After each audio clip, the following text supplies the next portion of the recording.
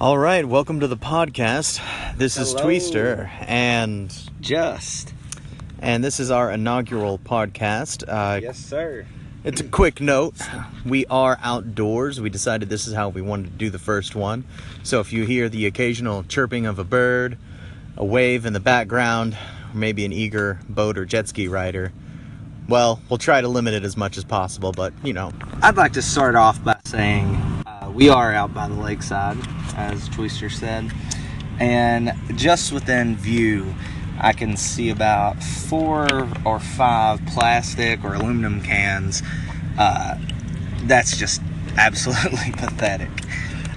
Just wanted to put that out there in the ether and say that there's not enough being done. I do think at community parks they could do some recycling bins, some reusable bags for people, just hiking on the trails. So. Yeah, absolutely. Don't throw down on your parks. That's just a dick move. Well, yeah, I mean, it just doesn't make any sense. You're polluting the place that you want to come back to and fish, camp. Wow, I enjoy this nature. Throw. No. Exactly. It's so dumb. Is that a number 2 plastic or a 3? Which bin does that go in? That's not what I'm talking. Yeah, no one comes back and they're like, oh, it's the styrofoam cup I had from last time. Cool. Like, no. Oh, speaking of, there's a cool, I think he's like 12 years old, some kid I just saw on the news, came up with a way to recycle styrofoam, which I didn't even know this. We don't even have a way to do that. Like, it's really expensive. Like, we have a way, but it's really expensive. I just assume we really time consuming. put it all in a rocket and shoot it to the sun. Well, Elon Musk might disagree with that because now you're polluting his territory. No. You shoot it to the sun, and then when eventually it gets close enough, it just burns up. But that's what I want to do with pretty much anything. Like, that's always my go-to. I'm like, oh, just shoot it to the sun. Can't wait to talk about how the sun's a hologram in the conspiracy theory podcast. Oh, yeah, that one's to come. But anyway. All right, well. Just my 2 cents on pollution. I just think, people can step their game up. Let's do this, guys. For sure. So, we're going to start this one off with commercials. And commercials, how they affect people, when they work, when they don't. Do we like them? Do we hate them? Do they work? I would say so. I mean, otherwise, a lot of companies are spending a lot of money for no reason, and I feel like they do work, at least to an extent. I feel like if you think about it, you can combat the commercial in your head. So when it does start to work on you, you're like, whoa, no, let me resist this. So they've wasted their money on this terrible ad that's blocking my 30-second YouTube clip. Yeah, I think that's more so as if a commercial is specifically getting in the way of some other media that you want, that's when you really start to hate it. Let's be honest. Did Kate Upton eating a cheeseburger from Hardee's make you want a cheeseburger? Or did the fact that a cheeseburger is a cheeseburger make you want a cheeseburger when you saw it? Yeah, you know who that worked for? When you seen it. Kate Upton. That's who that worked for. No one got on the internet after that and looked up cheeseburgers. Everyone looked. People just started looking up Kate Upton. That's what happened. So for her, that was an amazing move. For Hardee's, they're just like, we're just these guys now. Sorry. I went through a phase though where Hardee's. I could see that a Hardee's advertisement would work on myself maybe in the past. Maybe if I'm hungry and I'm like, oh, I forgot about Hardee's. I haven't been there in a while. I was in high school when those commercials first started coming out for Hardee's, and it did work on me and a lot of other people. And the reason it worked is not because we were like, not exactly the reason that it looks like right off face value. It was because we were like, oh, every other commercial that we're seeing is annoying. At least in this one, they're putting some hot girl up there for us to check out. Because we're all teenagers, hormonal and everything. And we're like, well, at least they're doing something for us, And that's the reason it worked. But maybe someone in a board meeting was like, this is why it'll work. I mean, when I look at it. That's true. I mean, obviously, like as you mentioned, they're spending money for a reason here. I mean, they're seeing a return on investment. But like thinking about it deeper though, because of course I like to go deeper on things. Yeah, go deeper. Get that shovel, dig in. So, what would constitute, quote, working on you? So, the effectiveness of a commercial. Like, who's to say that, there are times when you're already going to get something to eat. Okay? You're going to eat regardless. Wherever you're getting the cheeseburger, the fries, you know, whatever it is you're going for, chicken, whatever. Wherever you're getting your food from, you're already hungry. You're already going to a place. You're going to stop at a place. Is it just diverting you? Is the food something you want? There's so many different variables and factors. The type of, or whatever the food is, the location, you know, the convenience of the place. Well, I mean, I think that's why, you know, people try not to have commercials for things that aren't in areas. You know, like one of the ones that we've had, like that I've had specific to an area I used to live in, was we always had Dave and Buster's commercials. But the nearest Dave and Buster's was like 2 hours away in a different city, and we were like, "Why do we get these?" They just spread their market out for that a little too far, and it didn't make any sense. Because while, you know, you might see that commercial and go, "Hey, that place looks kind of cool. Like, maybe I'll try it out." I'm not going to drive 2 hours to go do it. No way. But yeah, there's times when I won't drive 2 minutes. Yeah. There's times when I've thought in my head, "Hey, I haven't had Arby's in a long time. I really want a roast beef sandwich."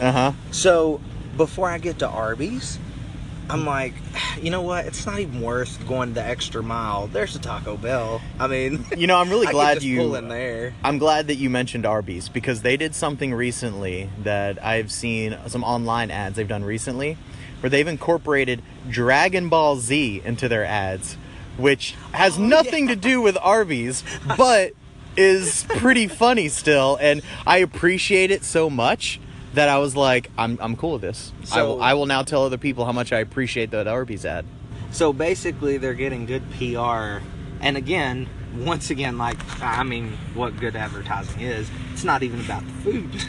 No, it's got nothing to do with it. They had this sensations that you feel as a 90s kid. Like, they had Dragon Ball Z. They had, you know how their wrappers, like after you open up a wrapper after it's already been closed over a sandwich, it's kind of scrunched up. Oh yeah. They had that in the background, the wrapper in the background, and they placed a picture of Yamcha laying on the ground over that wrapper, so it makes it look like he was stomped into the ground, basically.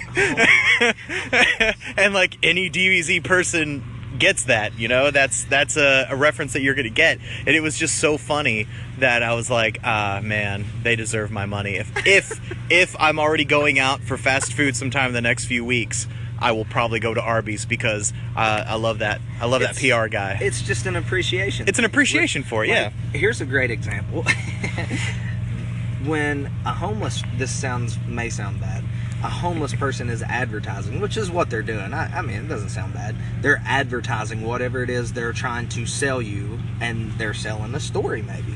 Hey, homeless vet, you know, they're picking at our emotions. Right. Like, well, here in the single parent, 2 kids, and then maybe you see a couple with a dog sitting on the side of the road, says anything helps, and you're like, oh my gosh, like, I feel so sorry for the dog. Like, damn. Because the dog doesn't know. Yeah. Well, exactly. So what you're just feeding into that emotion. So the same people that say, when a homeless person says, hey, need money for beer, like, yeah, you appreciate the honesty, so then you're like, there's some Facebook videos that go viral of people like, haha, appreciate it, man, I gave him $10. Yeah. There are some people that they want the, you know, what are you really using this for, because they don't believe you, so that'll work on them.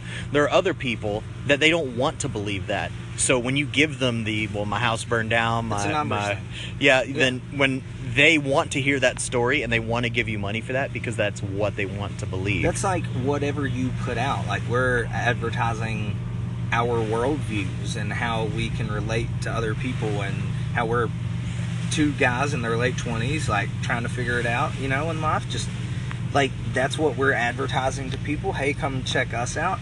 And there's going to be people that hate it. There's going to be people that say, you know, why does Juste talk like that? Why does Tweester talk like that? You know, what led them to that point in life that gave them that view? Or, you know, people are going to criticize. Some people may like it, you know. You know, that's actually, I'm glad that you said that. Brought a good sidebar, because we didn't say this up front. That's but true. It's totally fine. Yeah, is true. That the podcast is going to be called I Don't Know How to Live. Yeah. And it's just referencing everyone trying to, figure this thing out. Exactly. So to whatever subject you pick, whatever view you pick, we whatever. didn't do the intro first. No, we didn't. We did it halfway through because we're here for you guys to voice what's going on in life. Pollution. Like, number one. First thing, yeah. First thing look down at the ground. What is this pollution shit? What is this shit? Forget the thing is, like, show here. Yeah, but anyways, just want to do that quick sidebar. We can get back to it, and we'll probably hit the intro at the actual intro next time. Absolutely. Which is fine. But back to it. So because of that, I'm like, Arby's, they kind of won me over with that. Now, the other thing that helps is that their food isn't complete garbage. So that helps. That's one of the factors that I mentioned, like the location, what kind of food they have. It's like these places, the same reason that I may skip out and go to Taco Bell, because my taste buds are very different from anyone else's when I say I'd prefer Taco Bell over something, like an Arby's or like at times it's whatever. But not over like a tried and true taco truck though, right? Man, I'll eat anything from a dumpster, basically. That's pretty much how my diet has been the past several years. We'll do a podcast for you where you talk about food called "I'll Eat Anything from a Dumpster." Pretty much. you can just like, and then I can go like have the 12 taco combo from Taco Bell. Oh God, and see the thing too is that Arby's. I feel like Arby's, they've been established long enough. They know. And everyone knows that they have a decent quality. They're a little bit above when it comes to fast food. You would almost call them a deli. I feel like they do have good quality. And here's the thing. I think it's because they advertise their food as like, hey, look at this new thing we have. You know that we have good quality. So when I tell you that we have a brisket sandwich now, you're going to be happy. But Taco Bell, when they advertise, they're like, oh, no. Don't forget how cheap we are. Yeah. Like, you can totally get this. Like, and we're also the only thing open. Yeah. Ever. Don't forget that we're open late and it's only $1. Wendy's puts the chairs on the tables at 9. Yeah. They kick you out. Yeah, their quality's good, but they also go home at night because they're losers. We stay out and sling, $1 taquitos with processed cheese to work for us and pay them $5 an hour. That's right. And it's because they can make this food, because it's just rolled up shit. Oh, man. It's just a preference kind of thing, too. But, And the other thing too is that they say late night fourth meal. Again, that's back to it. Yeah, that they're like, true. This is how we have to sell it. We got to tell. We're not going to sell it on quality. We're going to have to tell them they can come here late. It's essential meal. No, it's an it's extra. fourth meal. Yeah. Oh, it's not the one that keeps you alive, is it? It's not one of the ones that you need to live. Actually, I would argue that fourth meal removes some years. Yeah, when you see those commercials of like the Belluminati, and you have a bunch of models sitting there eating fourth meal. It's not their fourth meal. That's their only real meal of the day. Like, they ate they ate half a strawberry and smelled a burger earlier. Like, I bet they just cook food sometimes and they just smell it. They're like, oh, that'll keep me for another hour. And then I'll have to eat some almonds. Anything that tastes bad, is usually amazing for you. It's like you should definitely have that thing. Yeah. Well, I don't want to get too far off into that, Yeah. but I'll say that I do love a lot of food that is good for you. Yeah, I like a lot of fruits with a lot of natural sugar. I was saying more of like veggies. Diabetes podcast coming soon. Yeah, we'll do that one. But do you think that do you feel like Taco Bell commercials worked on you, or do you feel like you were already going there and they just reminded you? That's another great point. That's something great that you bring up. I don't even think it's a reminder at this point. It's so. Do you have places that are so ingrained in you? Like, I would say that a good 65-70% of people in the United States have Walmart ingrained in their systematic function. Like, yeah, it's Taco Bell is one of those places just an institution that will now. Always be there. Like, anytime someone ever says, like, if I'm out with friends, we're riding around, we're not looking to sit down or anything. and anyone says, hey, like, want to grab something quick, like, where do you want to go? You know, from experience of being with me, like, Taco Bell is the first place that I blurt out, because it's so in my mind that if I never saw a Taco Bell advertisement, they would have me as a customer for however long I decided that I enjoyed living a short life. You know what I mean? You know, the other thing too about that is, yeah, there are institutions that you're just gonna know and remember all the time, but just because something's been around for a long time doesn't mean it can't start to die down. And I want to go back to like Hardee's on this. You know, Hardee's was around for a long time before they started to really, really decline, and that's before they started hitting with their new commercials, just trying to grab any eyes they can, and they came back from it. So business thinking, is it even financially viable to? I think that it's like, not just keep it about at a certain level. I think it's not just about like, hey, check us out, come see us. I think that once you become an institution, like Coca-Cola, no one, like, we all, every time we see a Coca-Cola commercial, we probably think it's ridiculous, because we're like, oh, what, you think any of us forgot about Coca-Cola? Whatever. But I bet that at some point they decided they had to keep Coca-Cola in media, in commercials all the time, because when they slowed down on commercials, they saw a decline. And they're like, oh shit, no, we have to keep it up. It's the same thing in sales. Even if you're out there selling and people know you've been around for, 5-6 years, there's still a majority of the people, when you look at the population, let's say you've got 200 clients, and you look at the population in your city, and you're like, 200 out of my territory? And so who all knows about me? Well, maybe, 50,000 of the population knows about you, but you have to spend some sort of budget to keep like a baseline so people remember your name. And it's the same in sales, like in individual sales, or it's probably, you know what, now that you mention it, it's probably not just that. I bet it's also, let's say you're Coca-Cola, you got your 200 people in your region, right? Right. But you get comfortable, so you stop advertising, and then some guy named Vitamin Water comes in, and he starts trying to sell the same thing, and they're like, well, we've been buying from Coca-Cola for so long, but, Vitamin Water's the one who's showing up to their door talking to them, and Coca-Cola's nowhere to be seen.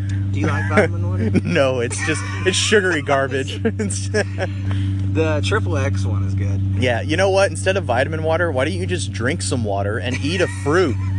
Like, get your vitamins out of food. People, you don't have to get stuff with you don't have to get stuff with vitamins put in it. You can just get that from food. It's already in it. You could just, instead of paying double, just go buy some food with vitamins in it and drink water. It's way cheaper. It is. And maybe support local too while you're at it. Go to a farmer's market. Be like, oh, thanks for the vitamin carrot. Absolutely. I will eat that now. I think maybe there's a correlation too with eating like foods grown locally, like just having that connection with your environment. I really think there's something to that, because it's proven, I'm pretty sure, or at least I've been conditioned to think it's proven, that if you have honey during the seasons, like the seasonal changes, if you take a tablespoon of honey, I don't know how, ever so often, whatever, I have to look it up, but anyway, it combats like the pollens, the allergens in that region. Oh yeah, I have heard that before. Like if you go to a Walmart and get some, even if it's some organic thing from wherever, it doesn't do. It's totally different, right? Because it's like you're building up a defense to the pollens in That's like what it is. Portland or something, and you're like, well, I don't live anywhere near that. And they're like, well, if you ever visit, you'll be just fine. Yeah, just like if they say, if you're going out of the country, like eat yogurt and things like that, like build up your immune system. It's like you're conditioning your body for other parts of the world. And we're actually lucky, because in our region they make some bomb honey. The farmer's market, yeah. Oh my, like, well, I mean, just in general, because we live in the southeastern United States. Yeah. we're near all the farms, and Speaking of, it's like super humid. yeah, it kind of is. Like just sitting down and you start to sweat. That's the worst. But obviously down in Florida, in the swamplands, it's a little worse there. So yeah. you take your, you got trade-offs. Or are we in Florida? Maybe we'll never tell. No, we're not in Florida. I would like to be in Florida. No, see, the reason I can't keep that lie up is because in like 2 or 3 podcasts from now, I'll probably say I'll never live in Florida. I'll be like, I will never live in Florida. You can't make me. And then that'll just blow the whole thing. Why don't you like Florida? You know why I don't like Florida? Because they got shit advertising.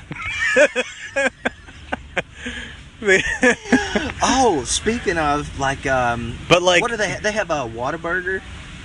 Whataburger? Yeah. I had one for the first time. Oh, you did? Yeah. But you know why it took me 27 years of life before I had one? Wow. I never saw a commercial. I'm walking off. Well, there weren't any in any of the regions that I've lived, and so I had to take a road trip with a friend and go to a friend's bachelor party before we ran into one. You were there? Yeah. So you didn't tell me about this because that we talked about. The Whataburger? Yes. Out of all the stuff that happened at the bachelor party, I might have forgotten about the Whataburger. Yeah. Hello. What do I care about the most? The food. Yeah. Yeah. Fuck your friends. What happened with the food? Somebody got married. I guess. I remember they catered. So they have the honey butter biscuit too. Whataburger does, right? I only had one thing because I only went one time, and the first Burger, time that the first time that I try out, maybe I'm thinking of some other places. Especially fast food. The first time I try out any like fast food or diner or whatever, I try whatever thing it is that they think they do best. I get that, and I get it as it comes, and I try it. I'm like, this is how they think they shine, so I'm gonna try that first before I go anywhere else. That's always the first thing I try. So when I went to Whataburger, I just asked for a Whataburger, and they're like, you want cheese on it? And I was like, ooh, you guys usually, and I looked around. A Whataburger with cheese. A Whataburger with double cheese. So like, I looked around, and French fry. Almost all of the pictures they had around the joint, yeah, their burgers had cheese on them, and I was like, well, they think that cheese goes best with this. So yes, I will have some cheese. So you're a victim of advertising because more like I leaned into it. Exactly. I leaned into it because I was like, if this is what you're advertising the most, this is where you think you reside. This is where you think you're best. So I want to try what you think your best is before I go anywhere else. I guess at the end of the day, you're still... And then I'll get a chicken sandwich from Whataburger. Technically, like, you're still giving into the advertising on a deepest level. Well, because like, advertising doesn't always have to be manipulation. Right. It can just be like, hey, we have this. So, like, hey, I want to make this for you. Please let me make this for you. I was trying to think of that, too. We tend to demonize advertising when it's on a grand scale. But whenever it's, your little local shop that's advertising, it's all, aw, they just want us to come check them out. I'll come see you, buddy. But like, they're all after the same thing. But like, they're all after the same thing. But the reason we get annoyed with the big ones, and is I think going back to they spend so much money. That's why. That, and because we're like, I'm trying to watch a fucking video right now, and you keep fucking with my shit. Like, I've seen 3 advertisements by you. Worst thing in the world is, and I have Verizon. Like, the worst thing in the world is when the advertisement loads in high def and the video is like, it's like, I have unlimited data. Hello. Yeah. Are you slowing my speeds? And if so, why did the ad load up crystal clear and play for 15 seconds? The ad was perfect. Yeah. So then you're like, well, we're obviously being manipulated by that kind of bandwidth restriction where if Netflix and Comcast don't get along, then, they slow the Netflix speed on Comcast. And if you got AT&T, you get a better speed. Like, all of that stuff, that's crazy. And, of course, that's another topic to get into. But still, just back to the advertising. It doesn't have to be negative, but at the end of the day, it's still advertising. Like, they have to advertise to tell you what they have. Yeah, like there's probably definitely some like positive advertisements. Now there are positive advertisements, and then there's also emotional manipulation. Like whenever you see a car ad where they're like, and then this family drove their car to the airport to see their husband come back from Iraq. It's like, oh, you emotionally manipulating me, you son of a bitch. Well, it doesn't look good when you're in a 2-door truck that's rusted, about to fall apart. Yeah, but really a hand-me-down, and you're clanking up to the airport. Yeah, where some might say he doesn't give a shit what car you drive up in. He's just happy to be home. Exactly.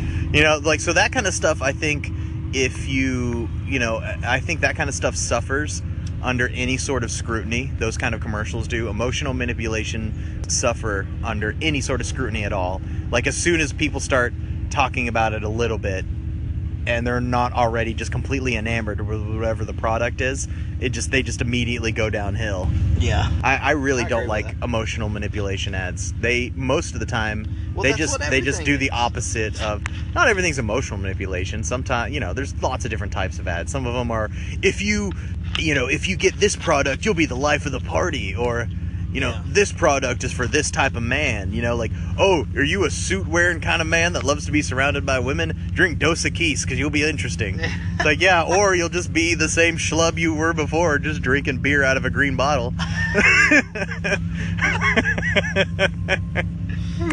Or you can be the most interesting man in the world. Yeah, like, that guy was already interesting, and then he happened to pick up a beer.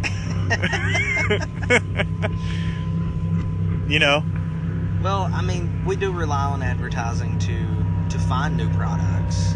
And I mean, advertising on the deep level works on everyone, even if we combat it, and if we, tell ourselves, like I tell myself personally, if I get bugged by an ad so much, I'm totally going to not shop at that place.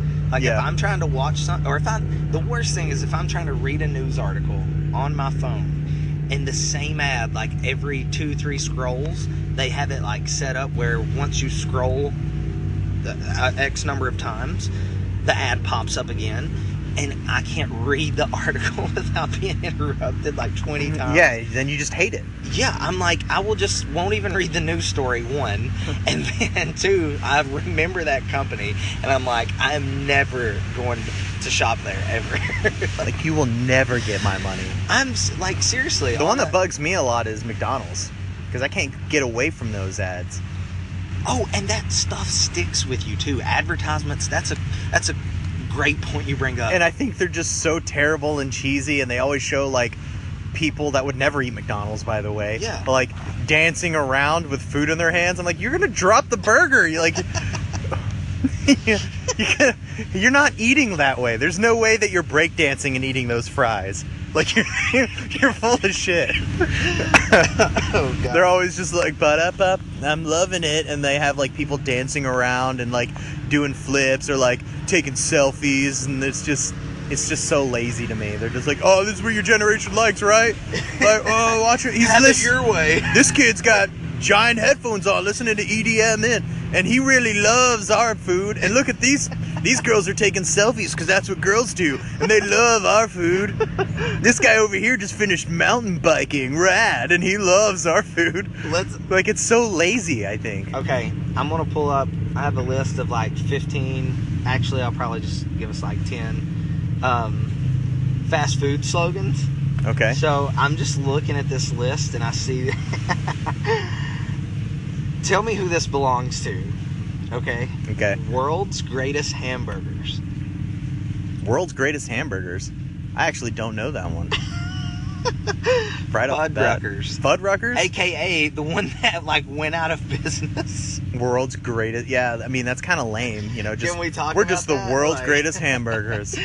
Well, there's this whole thing about, what you can and can't say, what's fluff, what's considered, there's a different word for it. Well, like, when it comes to fluff, no one seems to be bothered that no matter what town you go to, every gas station you go to in that town has the greatest coffee in town. That's true. The greatest boiled peanuts. No one seems to mind. We got barbecue flavor. We got barbecue. We got Cajun. We got... Subway is Eat Fresh. We know that one. for a while, right? Yeah, well, Subway Eat Fresh, they're gonna have to come up with a new slogan, because over the last year or two, I mean, that's big for them, right? Yeah. But everyone is making Eat Fresh Jared jokes now. Oh, well, that just completely turned on them in the worst way. But the funny Jared only likes the freshest. Oh my god. Yeah. The funny thing about it is they're done. I've always been under this impression it's like that food is not fresh. That food has been there for weeks, it looks like, at a time, So to me, I just think it's... Again, it's like world's greatest hamburgers. You go out of business. Subway, fresh, aka crusty chicken. What else you got? What else you got in there? What's a magic box Hardee's. say? I didn't even know Hardee's had a slogan. They do? It's something very different. Where the food's the star. Where the food's the star? Yeah. Is that an old one they abandoned a long time ago or something? I don't think so. I mean, I know they have that Finger star looking logo. Good. If you like this post, you'll enjoy these as well. That's whoever wrote this article said that. Wait, who does finger looking good? Is that KFC? What? Yes. That's KFC, right? Oh my god, you knew that. 14 forgotten fast food slogans. Did these work on you? I mean, obviously we can rattle off so many. If we can rattle off this many, I mean, they influenced us somehow. I mean, yeah, they did work to an extent, but what you get at McDonald's. That's forgotten. Where's Herb? Where's Herb? Do you remember that one? No, who does that belong to? Burger King. That belongs to Burger King? I think. Didn't make any sense. This is a Burger King town. That was their slogan once. I wonder if they just swooped in and just battled every fast food and was like, this is a Burger King town, and just staked their flag. And they're burning tacos by the pike. They're just and they have a big pile of KFC on fire. This is a burger town. You get that shit out of here. Hot dog grillers are running for their lives. You have Burger King, Dairy Queen. Okay, those two rule the land. Dairy Queen's got to be almost... Wendy has to be she's adopted, dude. Wendy is. She's she reminds me of the Pippi Longstocking story. The Wendy's character. Uh-huh. Whatever her name is. Wendy. What do you mean whatever her name is? Joke. Anyway, not a lot of people know this, but Wendy is actually named Blanche. I was just trying to come up with this whole, what's it considered, a monarch system, right? Monarchy? Yeah. Yeah. What? Wendy's the queen of... No, she's adopted. She's not Cinderella. She's one of the she's Cinderella. But she wasn't adopted. That's Dave's daughter. See, Dave is a mere peasant in the land of Burger King and Dairy Queen. That's the point I'm trying to make. Yeah, you have Burger King, and then you just have Dave. How, you think you can stand up to a king? But then his burgers are better. And the king's like, no! Oh, man. Wendy's commercials, they never had a slogan or anything, because they didn't really rely on slogans or jingles much, at least not from my memory. The most recent ones, it was just, let's just get this cute redhead girl with super red hair to remind you of the Wendy's logo, and just have her peddling her goods. Going around office to office peddling her wares. But you know why I never trusted her? And why I don't trust a lot of people in commercials, what really bothers me? When they won't take a bite of the food. If you refuse to eat your own food, I don't care if it's commercial food. The food in the commercial is fake anyway. It's yeah, but you should... Fuck you. You should have a real one on set, and you should take a bite of it. Because... I'm sure someone's... The Hardee's commercials, they at least bit into their food. They took bites. Oh, yeah. Yeah, and you know what? And it dripped onto their whenever chest. they said cut, if they spit those, if they spat them out of their mouth into a bucket, at least they took the bite. You know, I have a hard time when they won't even take a bite. That's why I hate those Sonic dudes. They're always just holding them in the weirdest way that you never hold food in real life. You know, just holding it right up to the light so you can get that perfect sheen. Never taking a bite, talking about how much they love that food. Yeah, and when you're eating Sonic, you're not eating it slow anyway. You're not savoring it. No, there's no savoring Sonic. You're like, when I have like hot dogs or... There's, oh no, I need to sober up. I'll never get home. That's how you eat Sonic. Or you're like, oh no, I'm a teenager and I don't have a job. This is all I can get. I think it all comes down to a scene from The Office. Oh, does it all come back to The Office? Well, obviously, always. When Robert California says, well, he's talking about marketing and advertising, and I'll show you that clip too so you can see what I'm saying. But basically, he's saying, what do I see when I look across the table when you're trying to sell somebody something? And then he picks apart the guy across the table. And he says, I see a man in his mid-40s, he's lonely, whatever, blah, blah, blah, this. And he goes, all there is sex. Don't ever think there's anything else. You know what's funny? That's basically what advertising is. That's what my theater teacher used to say. She used to say, listen, if we're going to, there's lots of intricacies in character, but if you want to, really look for motivation, start with the id. Start with sex and go from there, and you will find your motivation. Yep. You know, I think it's just like finding a baseline, basically, you know?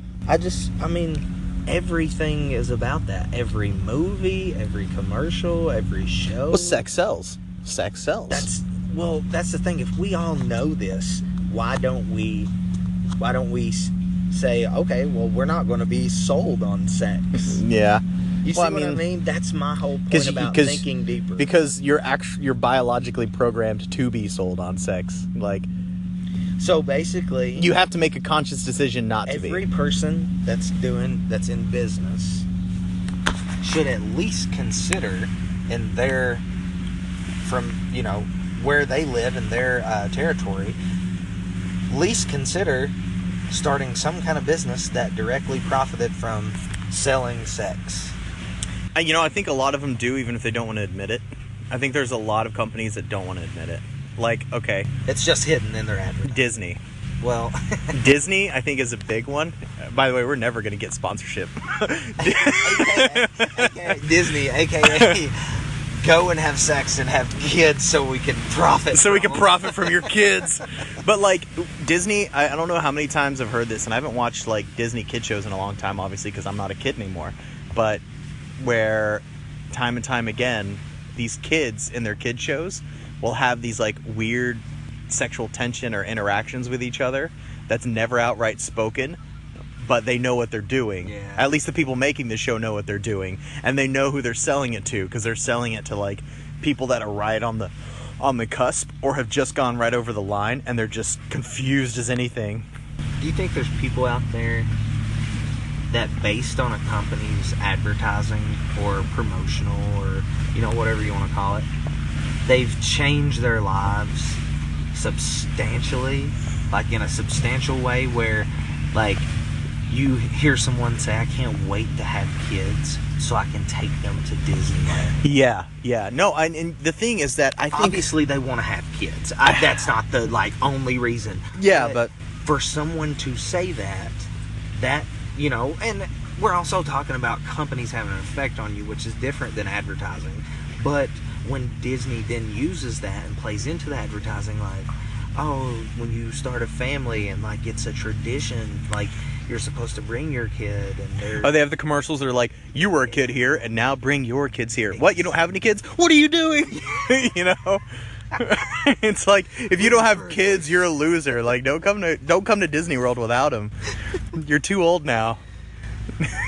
Yeah, and then there's the 20-somethings that go to Disneyland for the rides and things, Mm-hmm. because they love it. But at the same time, I do think that it's a double-edged sword, because when you have that when you've decided to take that sort of stand where you're hey, the Disney, Right. This is a family park.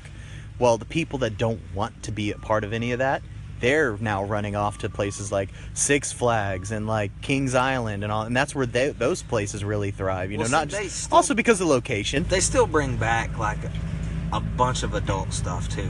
Oh yeah, like, they've got a ton of great. I was just talking about in the realm of, you know, how you brand yourself. Right. That's how you're seen, and you're never going to get everyone. Right. You're not branded as.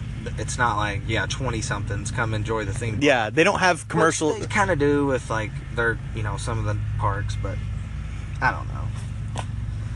More like 20-somethings come work here as one of our characters. Oh, I knew someone. Dude, we've all known someone. So many people have done that. Well, I've known was a random person. I was working at a gym, and like just random member. I just happened to talk to her one day, and she was like, "Yeah, I'm going to try out to be Ariel." And I was like, "What?" And she was like, "Yeah, because I'm redheaded." And she was like, "And I've always wanted to be that character. And I'm going to go to Disneyland and fulfill my dream." And I'm like, "Wow." I knew a redhead. This bar I used to go to a lot. She worked there, and she was fantastic. And I don't know if she used to be a brunette or if she made her hair more brunette, but she worked at Disney for a while, and I'm pretty sure she was Belle. That's crazy. Yeah, but like, she's a redhead. She would have been a great Ariel. Actually, she would have just been a great anything. Yeah, like she just said that. Maybe not a Jasmine. She probably couldn't be a Jasmine. See, Gingers couldn't be a Jasmine. That'd be a little hard to pull off. There's nothing wrong with things like that, like being influenced so much. Like maybe she connected with that character so much, which is, as an artist, the people that did create, Little Mermaid, they're responsible for that. But it's like maybe she connected with that character for being different, and you know what I'm saying? Yeah, I know what you mean. So it got her through the tough times in school, and then when she got older, she was like, I want to help other young kids, that are struggling with that. And what better way than... I'm Belle. It's not stupid for girls to read. Or if you remember in the town, that's like what she would catch shit for. Like, why is that girl always reading? It's like, We could get into some dark tales about Disney. Oh yeah, no, we could do a whole, like, Disney podcast.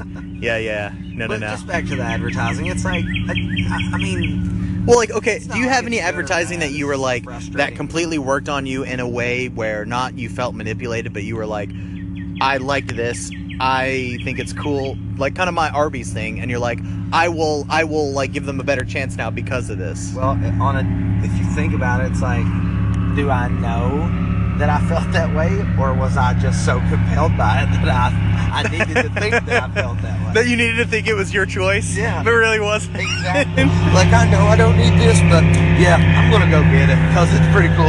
Yeah.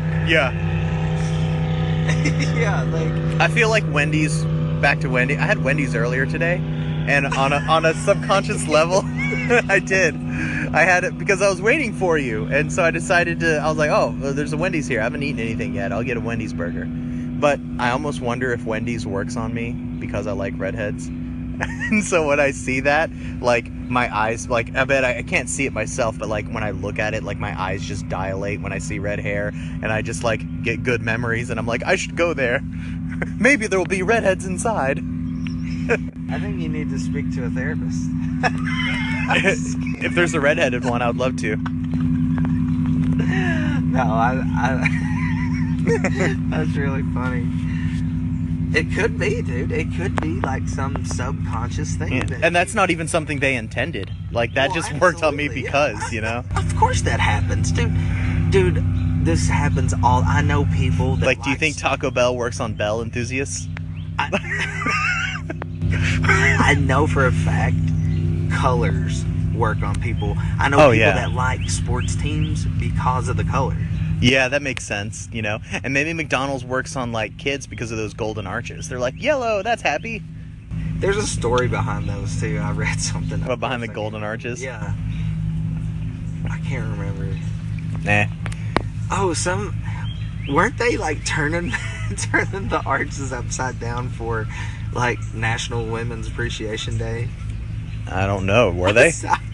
That's probably just... Did something go wrong? No, it's probably just some meme somebody created. That seems like a terrible idea. Because all you have to do is put nipples on the bottom of that W, and like now you've ruined it. Or finish the top, and then you have. Oh yeah. Like that's that's something that's like Comes back to The Office. There's a great Office scene. No, it comes back to The Simpsons. That's something Bart Simpson would do. He'd be like, I'm gonna take advantage of this. Hey man, you're the one that turned it upside down. Like it's their fault that you're pranking them. Like, yeah, I didn't want to do this. You made me do this.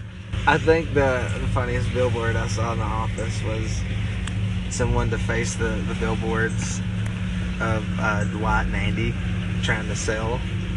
And Andy's bent over and he's like this, and he says, he got his hand like, up what? over his eyes. Okay. So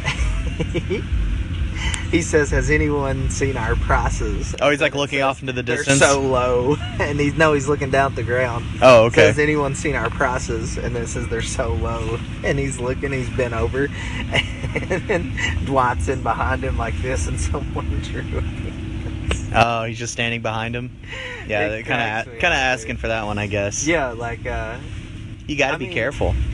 Do you think corporations, like their ad agencies, think about those things? I think they definitely do. Is easily defaced. Yeah, I think they definitely do, because they know that people do that all the time. Or like they know, hey, is this wording good? Because if they word it really badly, they know someone on the internet is going to jump on it right away. Yeah. It's going to become a meme, and it's just going to just be all over. Yeah, it's going to be everywhere. Oh, yeah. Like, so yeah, I'm sure they have to like, you know, I'd like to think that like they're in a boardroom meeting and they're like, yes, and that's our new slogan. Now let's bring in the children and see if they can fuck it up. And they just bring in like a bunch of like 8 to 15-year-olds, and they just have them sit there and like think if they can find ways to ruin it. And if they're really grasping at straws and they can't really find anything, they're like, we've got our slogan. When brands try to commercialize, advertise to women versus men, and that kind of shows you what these brands think the differences are, doesn't it? Yeah, and like it's so sensitive right now. Like we've seen companies like crazy, like Victoria's Secret, I think Gap, Old Navy, like all these clothing companies put out a shirt that says like something, you know, that's considered racist. Oh, I think I know what you're talking about. Like yeah, anything like, oh, they're only saying that girls can wear this, or little boys should wear this, or yeah, that kind of yeah. And we've seen like the stock just plummets, like when there's some kind of social outrage because of an ad. Yeah. Ads do get targeted a lot for outrage now, just because they're easy targets. Well, I wonder how that affects like the relationship within the advertisement and like the rest of the company, like, you know, the ad agencies, or if it's in-house, like what happens when there's this huge backlash? Does someone go and be like, how in the hell did you guys not see this? Happen? Like, I think sometimes they do, and I think it depends on what the outrage is, because I've seen some where I was like, oh yeah, that company was a little tone deaf there. But I've seen others where it was like, no, these people just wanted to be outraged about something, and they totally just went after this thing. So they, you know, a couple people wanted their 15 minutes of fame. They're like, oh, we're the first ones to see this outrage, and they spread it to everyone else, and they got happy when like they got, you know, tons of followers and a bunch of retweets on this thing that everyone else decided they could be outraged on too. And that, you know, the company's paying for it. But like, I don't think it's always them being tone deaf. I think that there are just people who want to be professionals of being outraged, and that's how they want to get their following, and you know. So basically, to wrap all this up, advertising can or cannot be positive or negative. It's definitely plays on emotions all the time, right? Well, I mean, sometimes, depending on the ad, but yeah. And, you know, there's all these different types, you know, so there's bandwagon, everyone else is doing it, so you do it. There's the celebrity, and the greatest man in the world. I feel like that's a parody on celebrity endorsements, because he's like, look how interesting I am, and I drink this. And maybe not everyone saw that, but I kind of saw that as, oh, you're making fun of celebrities who are like, look how celebrity I am, and I eat or drink this thing, or I use this. That's true. Yeah. That's how I saw it, at least. Probably why it worked so well, because you had people that interpret it. It works so well on multiple levels, which is, I think, the genius in any kind of creation is if it has layers. How many different interpretations and how strong and convicted can you get from those interpretations? Like, you know, seeing everyone's point of view on things. And then you definitely have the emotional manipulation ones where it's like, hey, do you remember how this thing, or made you feel? Oh, yeah, or pertains to something really important to you, or if it isn't something that pertains to really important to you, here's how it could be. Yeah. So, you know, you got the emotional, you got the bandwagon, you have the celebrity. Just think it's all honestly. You have this will make your life better. Like, this is what your life has been missing thing. Like, this is the piece of the puzzle. There's so many layers to the ad, though. This is the piece to the puzzle. The puzzle to what? It's like, well, to get to this point in your life, making this much money. Well, why do you want to make that much money? Oh, because I want that car. Why do you need that car? Because I want that girl or that guy. Yeah. And, you know, like, there's the status thing, too. There's the status thing where it's like, are you someone of high fashion and allure? Well, where's your Coach bag? Oh, you don't have one? Well, then I guess you're full of shit. Yeah, and it's like, I knew a ton of kids in high school. I did it too. We all used our parents' money to buy our girlfriends freaking expensive purses. Like, I never did that. No, I'm saying, like, I mean, me and all of the guys I knew at the time, like in high school, that's like, I mean, not everyone, of course, but like, it was like that was kind of a thing that that was a really nice gift, like if you got your girlfriend something. In a way, that was like your own little town's advertising, because it was like, well, I wouldn't say it was on that kind of level. Maybe I'm taking it out of context. Well, no, I just mean, like, in a way, that's also like a kind of an endorsement, because then I'm sure people at your school were like, oh, well, when you see that she's got a bag, that means that he really likes her and it's serious. Like, once he's bought her a bag, like, maybe that became a trend or a thing, you know? And trends is a way of guerrilla marketing sometimes.